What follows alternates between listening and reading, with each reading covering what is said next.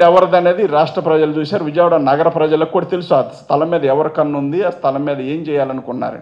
కాబట్టి అదంతా భరించలేక మీరు చేసిన ఉన్మాదం అలాంటిది. ఎలక్షన్ రోజునే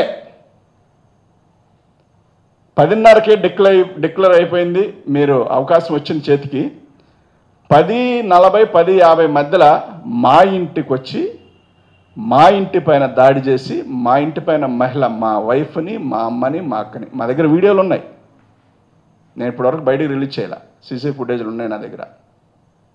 మా వైఫ్ని కాలుతో తన్ని, అంటే మీకు దళితుల పైన ఉన్న ప్రేమ గురించి చెప్తున్నారు కదా, మీరు అంత జరిగితే అవసరమే వచ్చింది. మా అమ్మ ఏం చేసింది, మా వైఫ్ ఏం చేసింది, మా చెల్లెళ్ళు ఏం చేశారు, వాళ్ళందరి పైన జుట్లు పట్టుకొని కాలుతో ఎగిరెగిరి నా కొడుకు దొరికితే కర్ర తీసుకొని కర్రతో కొట్టి గెలిచారు. ప్రజలకు పేరు చేయమని కదా, దళితులను హింసించమని కాదు కదా. మీలో ఒకడు ఎదిగితే అంటే మీకున్న భావం, మా దగ్గర నిన్నటిదాకా వ్యవసాయం చేశారు, పొలం పనులు చేశారు, ఇలాంటి వాడు ఒకసారిగా కారు వేసుకొని తిరగడం, ఒకసారిగా ఎంపీ అవ్వడం భరించలేని తనంతో రకరకాల తప్పుడు ప్రచారాలు, రకరకాల ఉన్మాదమైన ఆలోచనలతో ఎన్ని రకాలుగా కేసులు పెట్టి దాదాపుగా 5 నెలల లోపల పెట్టారు. ఏం మారింది? మీ పార్టీలో ఉన్న నాయకులు కూడా, మీ పార్టీకి సంబంధించిన కార్యకర్తలు కూడా ఛేదరించుకునే పరిస్థితికి వచ్చిన తర్వాత మాత్రమే నేను బయటకు వచ్చాను. అంటే మీరు ఏ స్థాయికి పడిపోయారనేది గమనించుకోవాలి ఒకసారి. అది సరిపోదన్నట్టు మీరు గెలిచిన 10 నెలల్లో కొట్టడం, నరకడం, చంపడం, ఒక పక్కన మా పైన కేసులు పెట్టడం, మా కుటుంబాన్ని హింసించడం, మా వైఫ్ ఎక్కడికన్నా వెళ్తే పాపం మీ వాళ్ళు ఫాలో అవ్వటం, లాయర్ల దగ్గరికి వెళ్ళినా, మా అన్నయ్య మా వైఫ్ లాయర్ల దగ్గరికి వెళ్ళినా ఫాలో అవ్వటం, బెదిరించడం, రాంగ్ కాల్స్ చేసి యూకే నుంచి అక్కడ నుండి కాల్స్ చేసి అక్కడ తిరిగినా మేము వదిలిపెట్టం, ఎక్కడ తిరిగినా వదిలిపెట్టం అని చెప్పి రకరకాలుగా ప్రలోభపెట్టి, భయపెట్టి, భయభ్రాంతులు చేసి ఏ రకంగా బెదిరించారనేది మా దగ్గర ప్రూఫ్లు ఉన్నాయి, సాక్ష్యాలు ఉన్నాయి. అవకాశం వచ్చినప్పుడు, అవసరం వచ్చినప్పుడు ఖచ్చితంగా బయట పెడతాం. 5 నెలలు బాధ పెట్టి వచ్చిన దరువు మొదలేసి ఎస్సీల పైన, బీసీల పైన, మైనార్టీల పైన దాడి చేయటం తప్ప ఈ రాష్ట్రానికి మీరేం చేశారు ఒకసారి చెప్పండి. అధికారం చేతిలో ఉంటే, అధికారం చేతికి వస్తే రౌడీజం చేయడం పెద్ద గొప్పేముంది? పెద్ద గొప్పేముంది? మీకు ప్రజలు ఇచ్చింది అందుకు కాదు కదా. జగన్ గారు ఒక పథకం ఇస్తే మేము 4 ఇస్తామని చెప్పారు. మేము జగన్ గారు ఒక మనిషికి పిల్లాడికి అమ్మఒడి ఇస్తే మేము 4గురికి ఇస్తామని చెప్పారు. మీకు 15,000, నీకు 15,000, నీకు 15,000, 18,000 అని దొరికిన కాడాలు డబ్బా కొట్టారు. ఇవాళ ప్రజలు ఎక్కడ మిమ్మల్ని పథకాలు అడుగుతారు అని చెప్పి అనగారణ జాతుల పైన కడుపు మంట పెంచుకొని వాళ్ళ మీద కొట్టడం, తిట్టడం తప్ప మీరేమైనా చేయగలిగారా? ఇది పాలన అంటారా? బీహార్లో మాత్రం ఈ మాత్రం జరిగిందా? అసలు బీహార్ అంటూ ఉంటారు కదా, ఆ ఏరియాలోనే ఇలా జరిగిందా?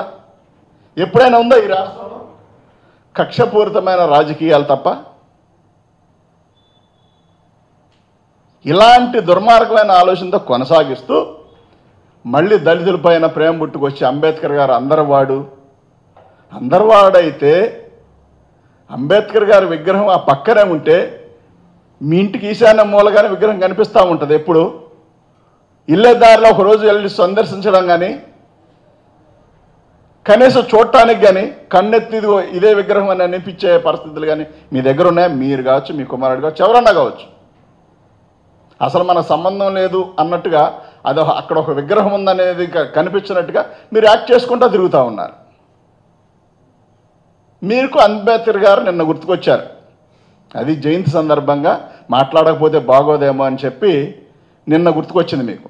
నిన్న మాత్రం ఎందుకు గుర్తుకొచ్చింది? ఆయన పుట్టినరోజు కాబట్టి మనం మాట్లాడకపోతే బాగోదు అని చెప్పి.